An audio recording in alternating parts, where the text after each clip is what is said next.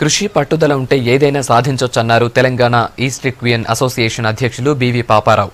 బేగంపేటలోని Hyderabad public స్కూల్లో horse riding club ని ప్రారంభించారు ఆయన. ఈ కార్యక్రమంలో రాష్ట్ర ప్రభుత్వ సలహాదారు జి వివేక్ పాల్గొన్నారు.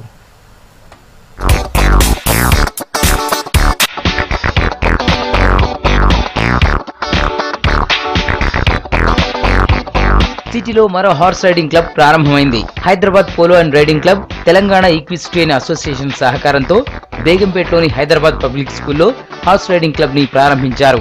ఇది సౌత్ ఇండియాలోనే మొదటి స్కూల్ హార్స్ రైడింగ్ క్లబ్ కావడం విశేషం.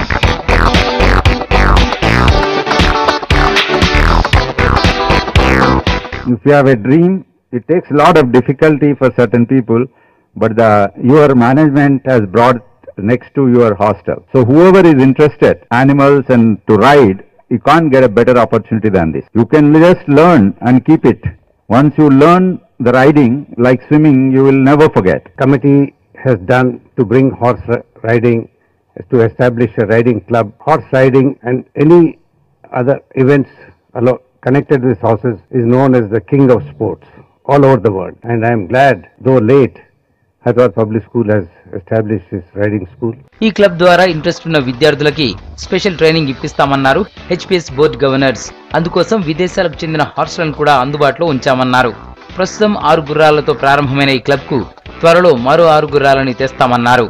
And probably this will be the only school in the South India, in the South, to have a riding club of this, caliber. And we have 3 rings, horse riding rings, best of horses and ponies for our students. And we'd like each and every student of ours who's interested in this sport, in this sport of kings. And this is an opportunity. We have 6 presently, and we'd like to add another 6 to it. 12 would be an optimum number for the same.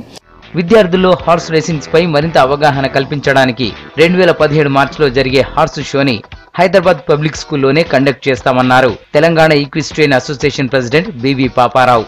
ప్రముఖ horse race commentator Ali ఖుర్సో చంక్ గౌరవ అతిథులుగా హాజరయ్యారు.